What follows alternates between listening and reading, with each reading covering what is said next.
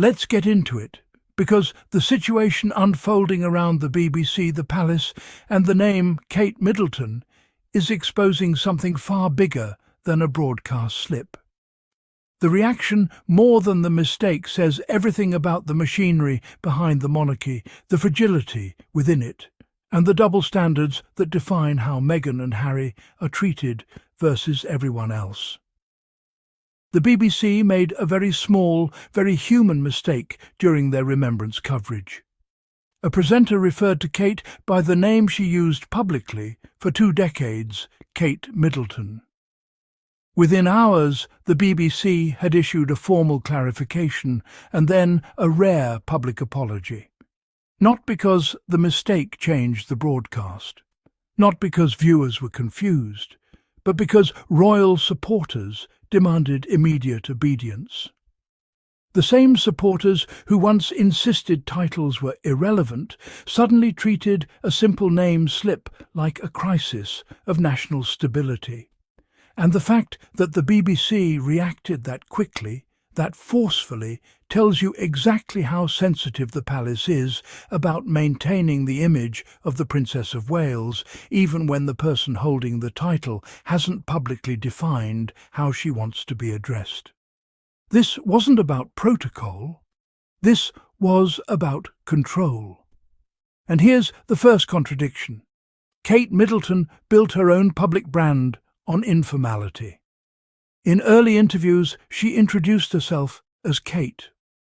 William repeatedly called her Kate during their university years, on camera, in public appearances.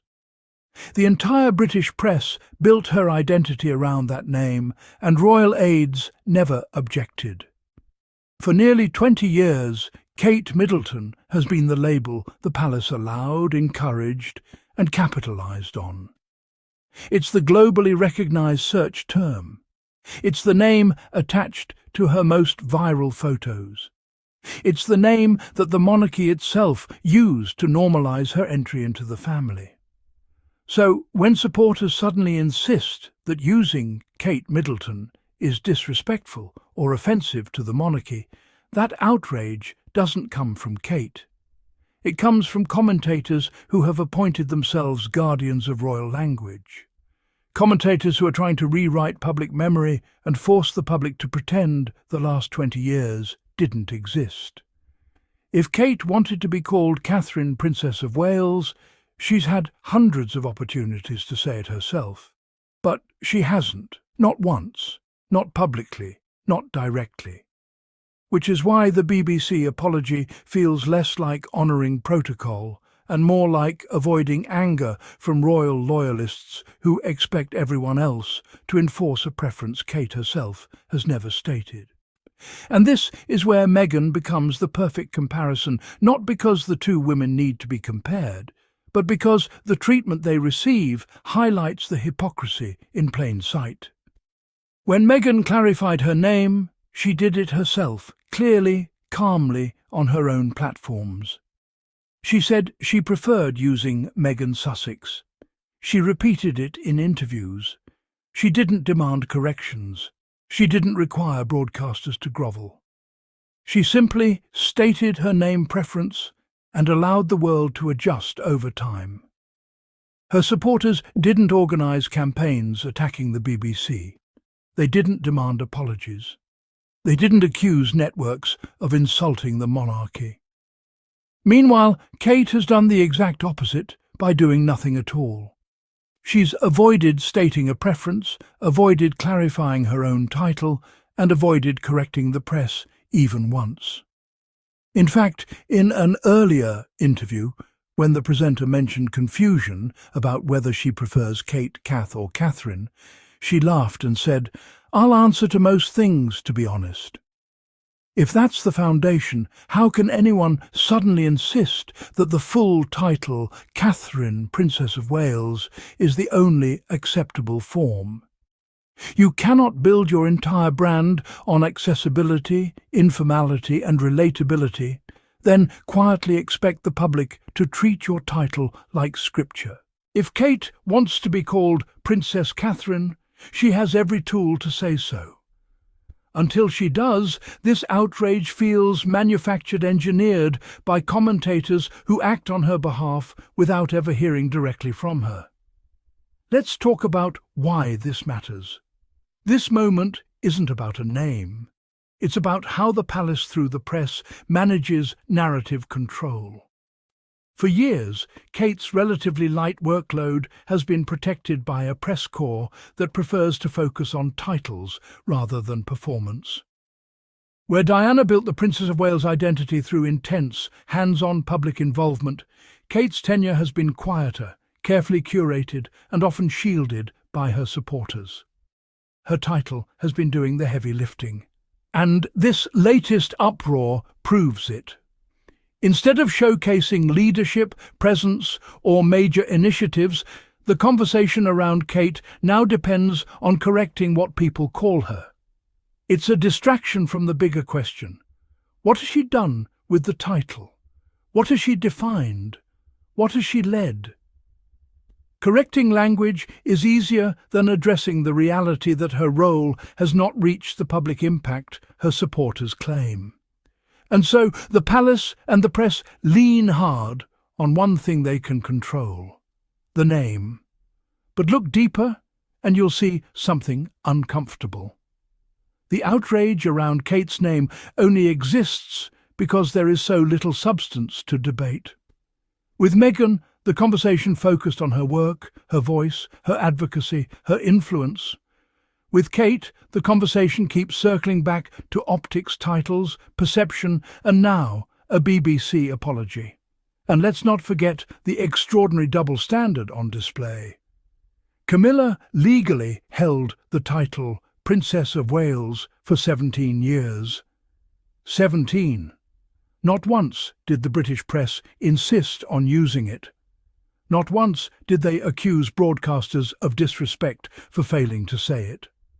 They avoided the title deliberately and out of respect for Diana.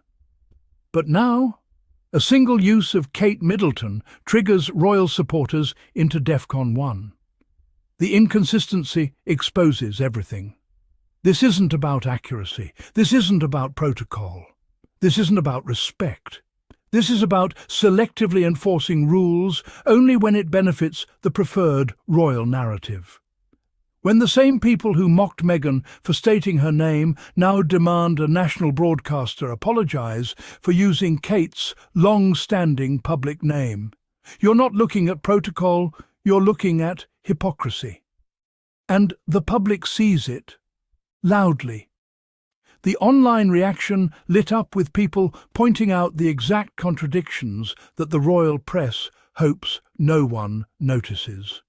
Kate has never said what she prefers. The palace has never issued guidance. The name Kate Middleton is not disrespectful, it's her own history. The group demanding corrections is not the public. It's not Kate. It's not broadcasters. It's a tiny circle of royal loyalists who use outrage as a shield every time questions about Kate's work, visibility or leadership arise. Because if people start asking what she's done as Princess of Wales, what she's defined, championed or built, they run into a wall. And that wall is thin. So they retreat to what they can control. Language, titles, semantics, outrage. But here's where this story takes an even more revealing turn. The BBC's apology came at the same time they were dealing with something far more serious legal pushback from Donald Trump. His team pressed them to correct their reporting, and the BBC complied quickly, just as they did for Kate's naming incident. Trump is pursuing compensation, though no court has ruled in his favour yet. The palace is watching all of this very closely, not because Kate is going to receive a payout she won't. The monarchy is funded by taxpayers. It can't engage in compensation battles the way private citizens can. But Kate gets something arguably more powerful, a press corps that will police her image at any cost. Even when she doesn't ask for it, even when she doesn't speak, even when she gives no direction at all. The media ecosystem surrounding Kate is so protective that the BBC felt the need to apologise over a decade-old name while ignoring how ordinary the usage actually is. That's influence. Not earned influence, but inherited influence. And that influence doesn't come from work. It doesn't come from leadership. It doesn't come from speaking. It comes from institutions conditioned to obey royal expectations before royal preferences are even expressed. This is where Meghan's example becomes so important. She did what Kate could do right now: use her own voice. Meghan stated her preference on camera. She explained her reasoning. She made it clear, confident, and respectful. She didn't hide behind commentators. She didn't stay silent and let the tabloids fight for her. She took ownership of her identity. That clarity prevented drama. That clarity prevented confusion. That clarity prevented this exact situation. Meghan set the model, and that's why the public is calling out the contrast. If Kate wants the world to adopt Princess Catherine, she can say it directly on social media, in interviews, or through the same channels she uses for her projects. She can state it in a single sentence. But she hasn't. And until she does, demanding apologies from broadcasters is completely backwards. The royal family wants the authority of tradition without taking responsibility for shaping that tradition. They want the weight of titles without explaining what the titles mean. They want the public to guess preferences instead of hearing from the person herself.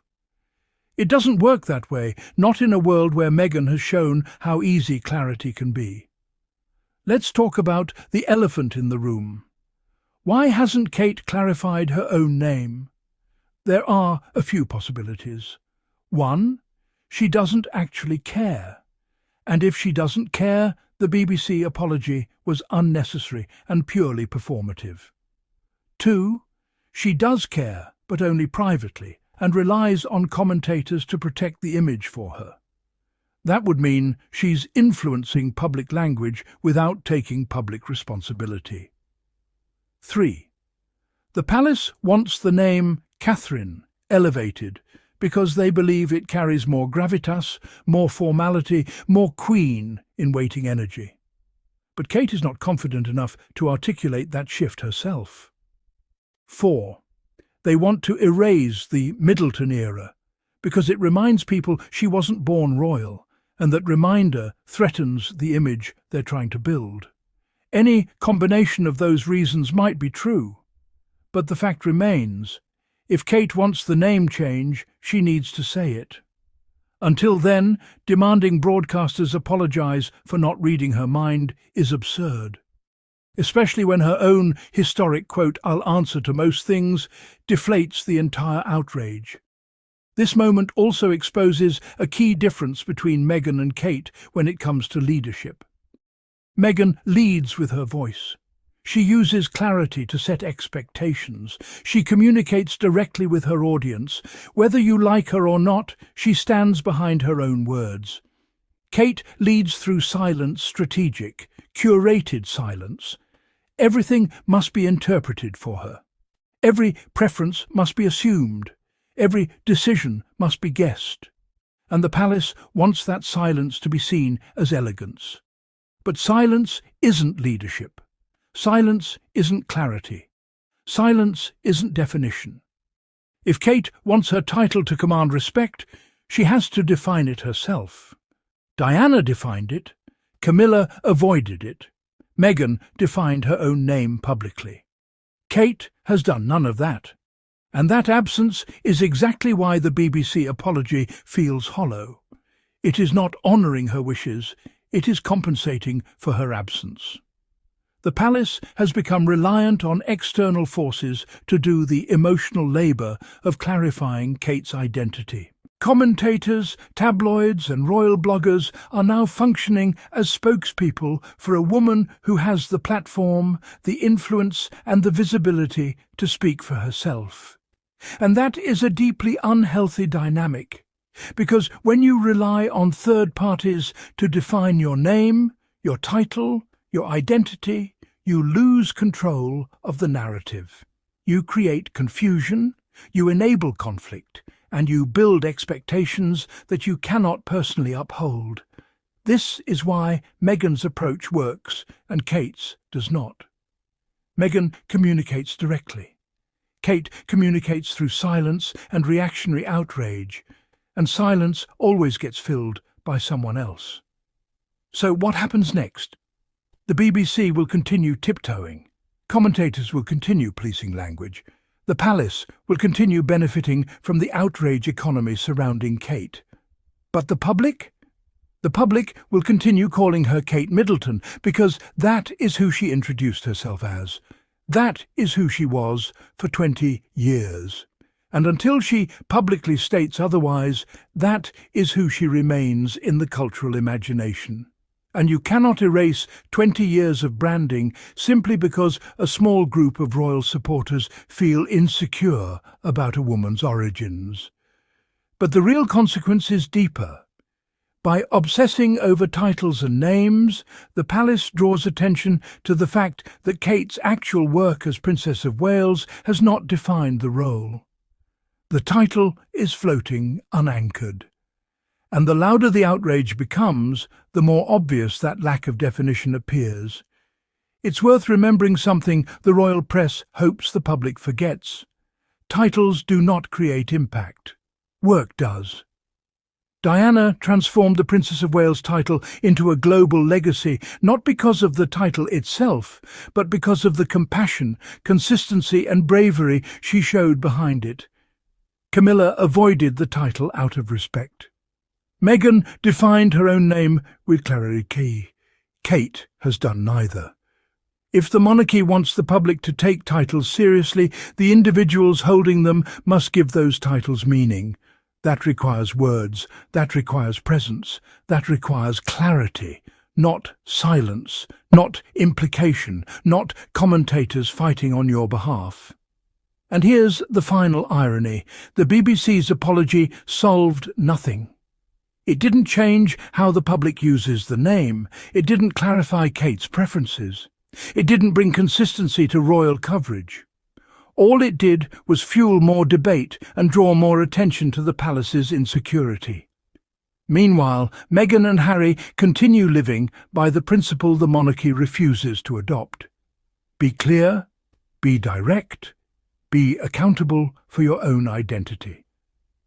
Meghan set a standard the palace pretends not to see, because it undermines the idea that silence and mystery equal power. They don't. Silence leaves a vacuum, and that vacuum gets filled by confusion, commentary, and now BBC apologies. So here is the truth, laid bare. If Kate wants the world to call her Princess Catherine, she needs to say it herself. If she wants to retire Middleton, she needs to address it directly. If she wants broadcasters to avoid her maiden name, she must tell the public what she prefers. Until then, the outrage is artificial, propped up by those who speak for her, because she will not speak for herself. The BBC apologised not because Kate demanded it, but because institutions in Britain have been trained to protect royal feelings before royal clarity. And in doing so, they revealed the fundamental flaw in the monarchy's modern structure. Titles cannot command respect when the person holding them refuses to define them. Meghan defined hers. Kate has not. And until she does, the public will continue using the name they have always known, Kate Middleton. The palace can't correct what it never clearly stated, and the BBC can't apologise its way into rewriting history.